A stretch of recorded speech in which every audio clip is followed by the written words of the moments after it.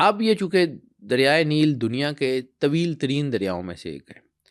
اب میں نے کہا کہ یہ ایسٹرن افریقہ کے بہت سارے ملکوں سے گزرتا ہوا مصر میں آتا ہے، اور یہ مصر کی اکانومی کی بیک بون بھی ہے.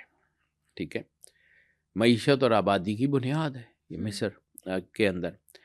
قدیم فرعونی تہذیب کا مرکز بھی ہے. وہ جتنے بھی طبس ہو، یہ سارے جتنے بھی شہر ہوں، وہ نیل کے کنارے کنارے آباد ہیں. ٹھیک ہے، اور فرعون کے ایک اور جملہ آتا ہے کہ اگر نیل نہ ہوتا تو مصر بھی نہ ہوتا. اور یہ بھی جملہ آتا ہے کہ مصر جو ہے یہ نیل کا تحفہ ہے. صحیح. جو مصر کی جو ہے وہ سویلائزیشن ہے، یہ جو اتنی بڑی عمارتیں ہیں، یہ دریائے نیل نے دیا ہے. ان کی کتابوں میں یہ لکھا ہوا. اب آ جاتے ہیں کہ چونکہ فرعون اس دریا کو اپنی طاقت کا منبع سمجھتا تھا، اس نے بہت ساری چیزیں، جب موسیٰ علیہ السلام گئے فرعون کے دربار میں اور جادوگروں نے وہ رسیاں بنائیں سانپ، تو ان کا عصا جو ہے وہ ان رسیوں کو کھا گیا. اب ایک چیز سمجھیے جو ان جادوگروں کو سمجھ آ گئی اور جو عام لوگوں کو سمجھ نہیں آتی. جادو کا توڑ کریں نا تو جو چیزیں جادو میں استعمال ہوئی ہوتی ہیں وہ باقی رہتی ہیں.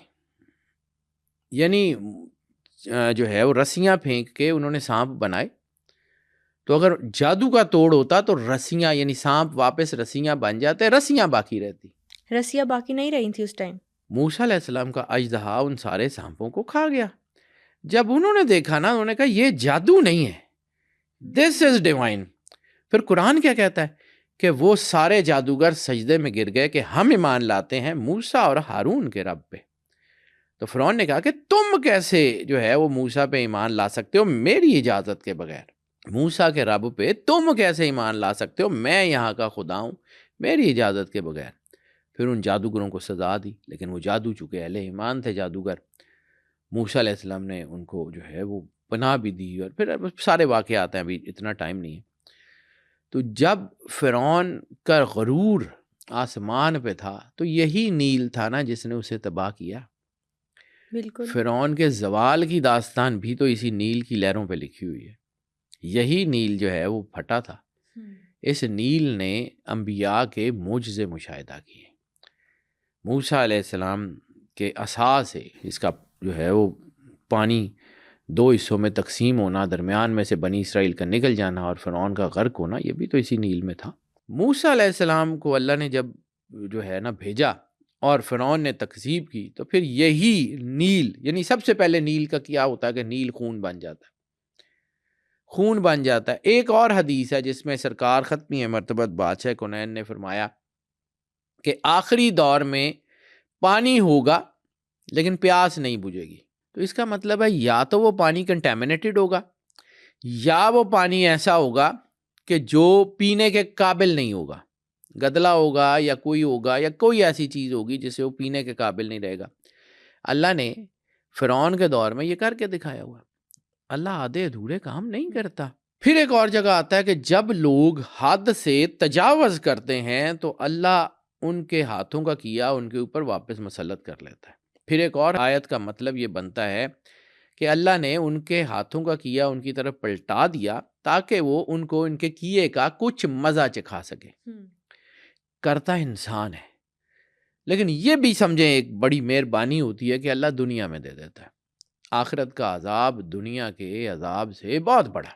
اگر دنیا میں آپ کو کوئی مل جاتی ہے نا تو ہو سکتا ہے کہ دنیا میں آپ کی مشکلات جو ہیں وہ آپ کی آخرت کے عذاب میں کوئی تخفیف کا باعث بن جائیں. جب فرعون اس چیز سے باز نہیں آیا کہ وہ نبی کی گستاخی کرے اور اس چیز سے باز نہیں آیا کہ وہ اپنی، تو پھر کبھی نیل خون بنتا ہے، کبھی اس میں سے مینڈک نکلتے ہیں، کبھی جوؤں کا عذاب آتا ہے. پھر نیل ہی سے جو ان کو زندگی دیتا ہے، نیل سے بیماریاں پھوٹتی ہیں، وبائیں پھوٹتی ہیں. موسیٰ علیہ السلام، یہ جو ہم کہتے ہیں کہ جی کچھ چیزیں توہم پرستی ہوتی ہیں، تو موسیٰ علیہ السلام کے دور میں کیا کہا تھا اللہ نے؟ ایک بھیڑ ذبح کرو اور اس کا خون اپنے دروازوں پہ لگا لو. جس دروازے کے اوپر وہ خون تھا وہاں وبا نہیں آئی، اور باقی جگہ کے اوپر جو ہے وہ وبا پھیل گئی. تو فرعون کا اپنا بیٹا اس وبا کی زد میں آ کے فوت ہو گیا. پھر اس نے جو ہے وہ اس کی بیوی نے اسے کہا کہ ان کو جانے دے، یہ اللہ کا عذاب ہے جو بار بار ہم پہ آ رہا ہے، ان کو مت روک۔ پھر فرعون نے موسیٰ علیہ السلام کو بلایا اور کہا کہ جاؤ لے کے نکل جاؤ، صحیح۔ لیکن اس کے بعد پھر اس کی ایگو سامنے آ گئی، اس نے کہا کہ نہیں، ان کو گھیر کے مارتے ہیں سب کو، بنی اسرائیل کو، ایک طرف دریا ہوگا ایک طرف۔ وہ پیچھے آیا تو موسیٰ علیہ السلام نے دریا کے اوپر اپنا عصا مارا، دریا دو حصوں میں بٹ گیا، بنی اسرائیل بیچ میں سے نکل کے پار ہو گئی اور فرعون اسی دریا میں ڈوب گیا۔ غرق ہو گیا۔ اب آخری دور کی ایک بات کر لیتے ہیں، ایسکاٹالوجی، یعنی دنیا نے ختم تو ہونا ہے نا، کوئی شک نہیں اس میں، اور اس وقت جو اینڈ آف ٹائم ہے اٹس ویری نیئر۔ مطلب میں کیلکولیشن کا آدمی ہوں، آئی نیور کلیم کہ جی مجھے بہت کچھ آتا ہے، میں عام سا آدمی ہوں، میری اوقات حیثیت ہی نہیں ہے، لیکن ہاں اللہ کا بنایا ہوا سسٹم ہے، تو جتنا کہ مجھے دیانتداری سے سمجھ آتا ہے میں اس کے اوپر بات کر لیتا ہوں کہ آخری دور میں سرور انبیاء صلی اللہ علیہ وآلہ وسلم کی ایسکاٹالوجی کی جو حدیثیں ہیں اس میں یہ ہے، صحاستہ میں خاص طور کے اوپر، اور بہار الانوار میں شیخ صدوق نے اس کے اوپر کام کیا، شیخ مفید نے اس کے اوپر کام کیا، امام ابو داؤد نے اس کے اوپر بہت کام کیا، اس کے اوپر جو ہے وہ محمد بن اسماعیل بخاری، امام بخاری کی بہت ساری چیزیں ہیں، یہ ساری ایسکاٹالوجی کی جتنی کتابیں میں ان کا حوالہ اس لیے دے رہا ہوں کہ پھر بعد میں جو ہے نا وہ کہا جاتا ہے تو ایک ایک حدیث کا علیحدہ علیحدہ حوالہ دینا تو پھر وہ ایک بڑی لمبی ڈاکومنٹ بن جاتا ہے۔ خیر، اس کی جو جسٹ یہ ہے کہ آنے والے دور میں پانی کی قلت ہوگی، دریا سکڑ جائیں گے اور جنگیں پانیوں پر ہوں گی، ٹھیک ہے؟ اور جتنے محدثین ہیں جن کا میں نے نام لیا اور جتنے اور بہت سارے لوگ ہیں وہ فرماتے ہیں کہ جو فرات اور نیل ہیں یہ دراصل صرف نشانیاں ہیں، پوری دنیا میں جو واٹر اسٹریٹجی ہے وہ بکھر جائے گی۔ آج بھی جتنی جنگیں ہیں، جو ہمارا جو پانی کا جو ہے اس نے ڈیم بنا لیے، اس نے ڈیم بنا لیے، اس نے ڈیم بنا لیے، تو آج مصر جو ہے وہ اس وقت ایک بڑی مصیبت میں ہے کیونکہ ایتھوپیا نے دریائے نیل کے اوپر ایسے بڑے ڈیم بنا لیے ہیں کہ جو اس کے بڑے حصے کو افریقہ میں روک رہے ہیں۔ یعنی یہ ورلڈ وار 3 کا ڈائریکٹ کنیکشن دریا نیل سے بن رہا ہے۔ بالکل بنے گا، یہ بنے گا۔ اور ویل عرب والی حدیث جو ہے اس میں افریقہ اور عرب کے جو کلیشز کا ذکر ہے کہ عرب خطہ عرب تباہ ہوگا، اس میں یمن کا بھی ذکر ہے جو ایک طرف سے افریقہ سے کنیکٹڈ ہے اور ایک طرف سے خطہ عرب سے کنیکٹڈ ہے، اس میں جو ہے یہ سوڈان والا علاقہ بھی ہے، اس میں ایتھوپیا، حبشہ جو ہے وہ ہمیشہ سے وہ علاقہ رہا ہے جس سے سرکار ختمی مرتبت بادشاہ کنین کو ہمیشہ ٹھنڈی ہوا آئی۔ حبشہ میں نجاشی ہے، حبشہ سے جناب ام ایمن ہے، برکہ بنت سالبہ، بہت بڑی صحابیہ ہیں، مطلب ہم لوگوں کے پاس تو ان کا صرف نام ہے اور کچھ نہیں ہے، کبھی وقت ملا تو ان کے اوپر ضرور بات کروں گا۔ ضرور انشاءاللہ۔ بی بی برکہ بنت سالبہ ام ایمن، ان کا تعلق حبشہ سے ہے، جناب بلال کا تعلق حبشہ سے ہے، جناب مقداد کا تعلق حبشہ سے ہے، جناب کمبر کا تعلق حبشہ سے ہے، بی بی فضہ کا تعلق حبشہ سے ہے۔ حبشہ سے تو ہمیشہ رسول اللہ صلی اللہ علیہ وآلہ وسلم بادشاہ کونین کو ہمیشہ سے ٹھنڈی ہوا آئی ہے۔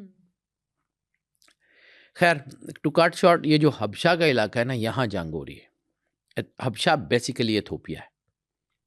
بک آف اینوک کے ضمن میں بھی ہم نے کہا تھا ایتھوپین بائبل بیسیکلی حبشہ، تو اس علاقے کا جو ہے نا وہاں پہ نیل کا بحران بہت شدید ہوگا، وہاں پہ جنگ ہوگی۔ ایتھوپیا جو ہے وہ جو ہے آج بھی وہاں پہ قحط اور چیزیں ہیں، تو اب وہاں ڈیم شیم بن رہے ہیں یا کچھ چیزیں ہو رہی ہیں تو تھوڑا سا انفراسٹرکچر بہتر ہوگا تو پھر قوموں کے ساتھ لڑائی شروع ہوگی۔ یہ سکون کا ٹائم نہیں ہے۔